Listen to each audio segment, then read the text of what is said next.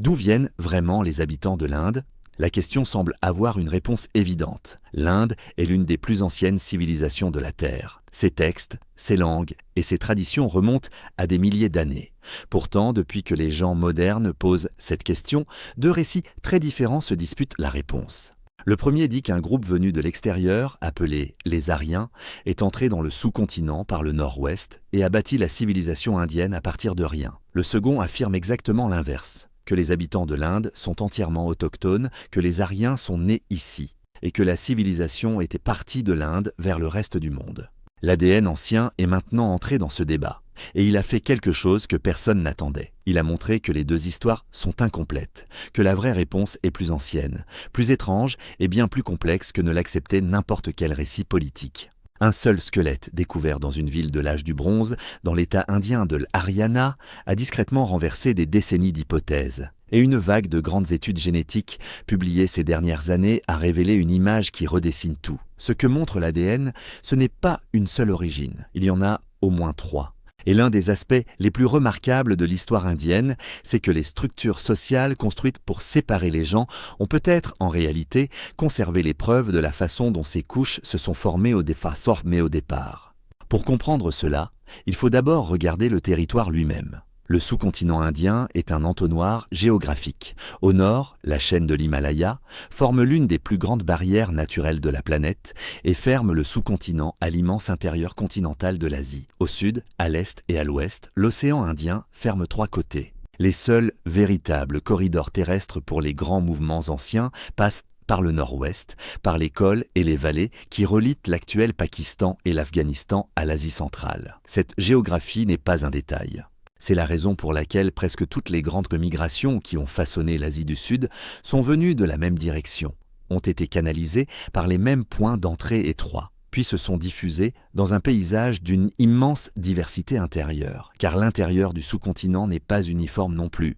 La plaine gangétique s'étire dans le nord comme un large couloir. Le plateau du Deccan s'élève à travers le centre de l'Inde. Les Ghats occidentaux longent la côte sud-ouest, le désert du Thar ferme en partie le nord-ouest. Ces compartiments géographiques ont influencé la manière dont les populations se sont déplacées, les endroits où elles se sont installées, les zones où elles sont restées isolées pendant des siècles et celles où elles se sont mêlées. Le résultat est ce que les chercheurs décrivent aujourd'hui comme l'un des pays les plus divers génétiquement au monde.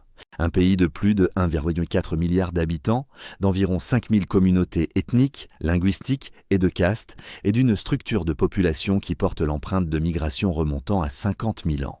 Ce chiffre, 50 000 ans, est essentiel, car c'est là que commence vraiment l'histoire des habitants de l'Inde. Quand les chercheurs analysent la couche la plus profonde de l'ascendance sud-asiatique, ils trouvent une population que les généticiens appellent les Ancient Ancestral South Indians, ou AASI. C'étaient des chasseurs-cueilleurs qui sont entrés dans le sous-continent il y a environ 50 000 ans, dans le cadre de la même dispersion hors d'Afrique qui a fini par porter notre espèce à travers le monde. Les recherches récentes suggèrent que la plus grande partie de la variation génétique observée dans l'Inde actuelle remonte à cette seule vague fondatrice. Les tentatives de migration plus anciennes semblent avoir laissé très peu de traces détectables dans les populations vivantes. Ce n'était pas un petit groupe marginal accroché à quelques rives, ils se sont répandus dans tout le sous-continent. Ils sont devenus la couche fondamentale de l'histoire humaine de l'Asie du Sud, présente du Grand Nord-Ouest jusqu'à l'extrême sud de la péninsule. La fenêtre vivante la plus proche de ce à quoi ressemblait génétiquement cette ancienne population se trouve peut-être chez les peuples autochtones des îles Andaman. Ces îles reculées de la baie du Bengale sont restées largement isolées des grandes migrations qui ont transformé l'Inde continentale pendant des milliers d'années. Leur ADN porte des proportions d'ascendance liées aux AASI qu'on ne retrouve pas vraiment ailleurs sous cette forme. D'une manière très concrète, les Andamanais représentent un écho d'une Asie du Sud qui existait avant l'agriculture, avant les villes et avant toutes les migrations qui ont suivi. Mais ces migrations arrivaient. Il y a environ 10 000 ans, une deuxième couche a commencé à apparaître dans le tableau des ancêtres. D'anciens agriculteurs apparentés aux populations du plateau iranien, une lignée qui s'était séparée très tôt au néolithique des autres populations de cette région, ont commencé à se déplacer vers le corridor nord-ouest du sous-continent. Ils ont apporté avec eux des savoirs agricoles. Mais la situation est plus complexe qu'un simple remplacement de population.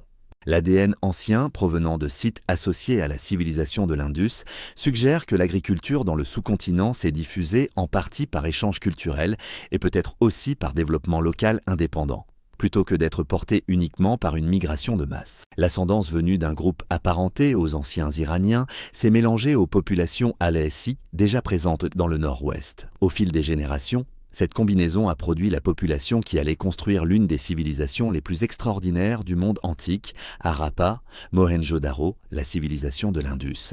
Vers 2600 avant notre ère, ces villes comptaient, selon les estimations des chercheurs, entre 40 000 et 50 000 habitants chacune. Elles possédaient des plans de rues organisés, des systèmes de drainage en briques, des poids et mesures standardisés et des réseaux de commerce à longue distance qui s'étendaient jusqu'à la Mésopotamie.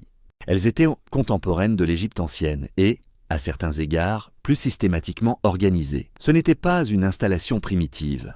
C'était une civilisation urbaine très sophistiquée, construite par un peuple déjà lui-même métissé, né du mélange entre d'anciens chasseurs-cueilleurs sud-asiatiques et des agriculteurs venus du plateau iranien au fil des générations. Puis un seul site funéraire, dans le village de Rakhigarhi, dans l'actuel État indien de l'Haryana, a changé toute la discussion. En 2019, des chercheurs ont publié l'analyse de l'ADN, ancien extrait du squelette vieux de 4500 ans d'une personne trouvée à Rakhigarhi, un grand site de la civilisation de l'Indus. Le résultat a été frappant. Cette personne, qui vivait dans ce qui était peut-être l'un des plus grands centres urbains de la civilisation de l'Indus, ne portait aucune ascendance des steppes détectable. Aucune. La migration qui allait plus tard transformer profondément le nord de l'Inde n'était pas encore arrivée. La grande civilisation de l'âge du bronze existait encore, et les gens qui y vivaient ne portaient encore aucune trace de ce qui allait venir ensuite. Cette migration est arrivée il y a environ 4000 ans, au moment où la civilisation de l'Indus entrait dans sa période de déclin. Depuis les immenses plaines herbeuses qui s'étendent entre l'Europe de l'Est et l'Asie centrale, une région appelée la steppe pontique caspienne, des populations de pasteurs nomades s'étendaient déjà depuis des siècles. Ces groupes, apparentés aux populations que les archéologues associent à la culture Yamnaya, avaient déjà commencé à se répandre vers l'ouest en Europe. Cette fois, une branche de leur descendance s'est déplacée vers le sud-est, à travers les cols et les corridors de l'Asie centrale, et est entrée dans le sous-continent indien par la même porte du nord-ouest qui canalisait les migrations depuis des dizaines de milliers d'années. La signature génétique qu'ils portaient, ce que les chercheurs appellent l'ascendance des steppes, correspond presque exactement au même profil que celui observé chez les populations de l'âge du bronze en Europe de l'Est. Ce n'est pas une coïncidence. Cela reflète un seul événement de dispersion qui a remodelé deux continents presque au même moment.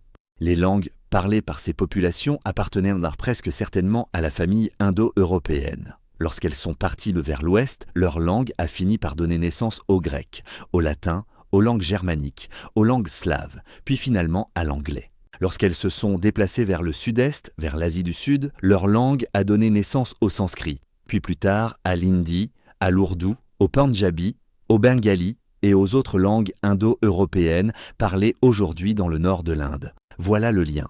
La raison pour laquelle l'hindi et l'anglais partagent d'anciennes racines linguistiques n'est pas une métaphore. C'est la trace génétique et culturelle d'une migration qui a eu lieu il y a 4000 ans dans la steppe eurasiatique. Mais l'ADN montre aussi autre chose. Ce n'était pas une conquête qui a effacé tout ce qui existait avant. Les migrants des steppes se sont mélangés aux populations descendantes de la civilisation de l'Indus qui vivaient encore dans le nord-ouest. Les indices suggèrent que ce métissage a pu être fortement marqué par les hommes.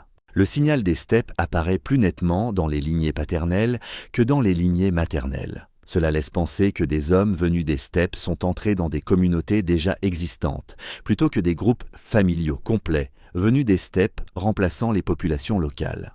Le résultat de ce mélange dans le nord-ouest est ce que les généticiens appellent les ancestrales North Indians, ou ANI, une population portant à la fois une ascendance liée à l'IVC et une ascendance liée aux steppes.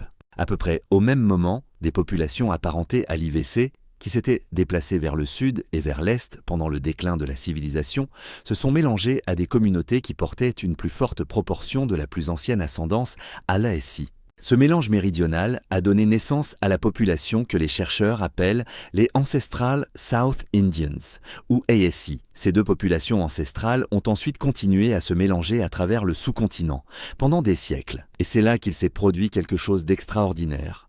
Les recherches suggèrent qu'entre environ 1900 et 4200 ans avant aujourd'hui, ce mélange a en grande partie cessé. Des pratiques sociales et culturelles, en particulier l'endogamie, c'est-à-dire l'habitude de se marier à l'intérieur de sa propre communauté, se sont imposées dans une grande partie de l'Asie du Sud. Le système des castes, à mesure qu'il s'est consolidé au fil du temps, a en quelque sorte figé ses couches d'ascendance. La conséquence génétique est remarquable. Des études ont montré que les différences génétiques entre communautés de castes, même lorsqu'elles vivent proches les unes des autres, peuvent être frappantes. C'est le résultat direct de milliers d'années d'endogamie qui ont conservé d'anciennes couches d'ascendance dans des groupes sociaux distincts. Le système des castes a été, et reste, une source d'inégalités profondes. Mais d'un point de vue purement scientifique, il a aussi produit involontairement l'un des enregistrements vivants les plus détaillés de la structure des anciennes populations humaines sur Terre. Ces couches ne se présentent pas de la même manière selon l'endroit où l'on se trouve en Inde. Les recherches confirment ce que les généticiens décrivent comme un gradient indien nord-sud, qui correspond globalement aux proportions d'ascendance ANI et ASI. En général, les populations du nord de l'Inde portent des proportions plus élevées d'ascendance liées aux steppes et d'ascendance liées aux anciens agriculteurs apparentés à l'Iran.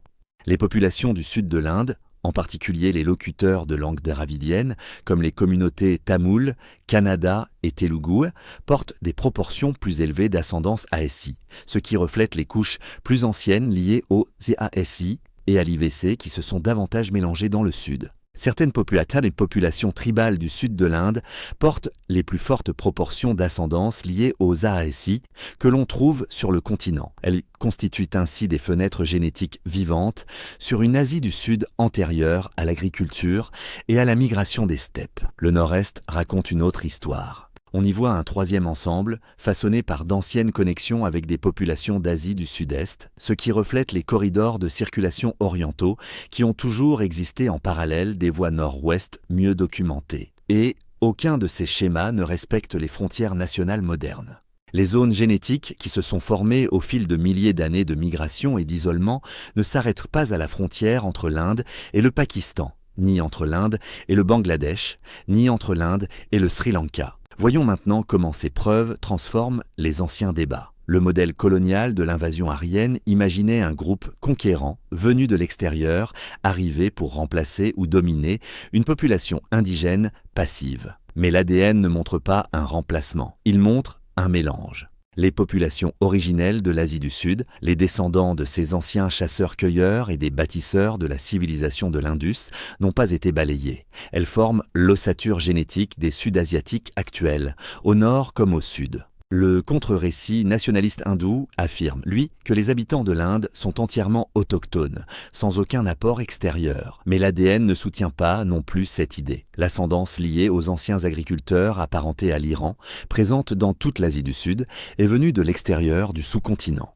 L'ascendance des steppes, plus fortement présente dans le nord de l'Inde, est elle aussi venue de l'extérieur. Ce sont des migrations anciennes, pas des invasions récentes. Et porter cet héritage génétique ne rend personne moins indien dans un sens culturel ou historique réel. Cela signifie simplement que l'histoire des populations de l'Asie du Sud est plus ancienne et plus reliée au reste du monde que ne l'autorise n'importe quel récit d'origine fermée. L'idée selon laquelle les Indiens du Nord et du Sud seraient des peuples fondamentalement différents s'atténue aussi à la lumière des preuves génétiques.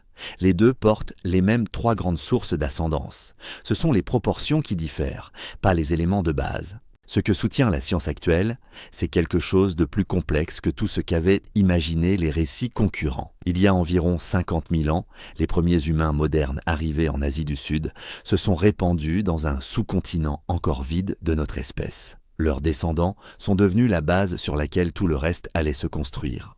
Des milliers d'années plus tard, d'anciens agriculteurs apparentés aux populations du plateau iranien sont entrés dans le nord-ouest et se sont mêlés à ces chasseurs-cueilleurs plus anciens, produisant la population qui a ensuite bâti les villes de la civilisation de l'Indus. Puis, il y a environ 4000 ans, des pasteurs venus des steppes sont arrivés par les corridors du nord-ouest, apportant une nouvelle ascendance et une nouvelle famille de langues. une famille qui allait finir par relier l'hindi à l'anglais et le sanskrit au russe. Les populations plus anciennes, apparentées à l'IVC, ont absorbé cette ascendance dans le nord, tandis que leurs parentes du sud se sont mêlées plus profondément aux descendants des anciens chasseurs-cueilleurs, produisant la lignée ASI.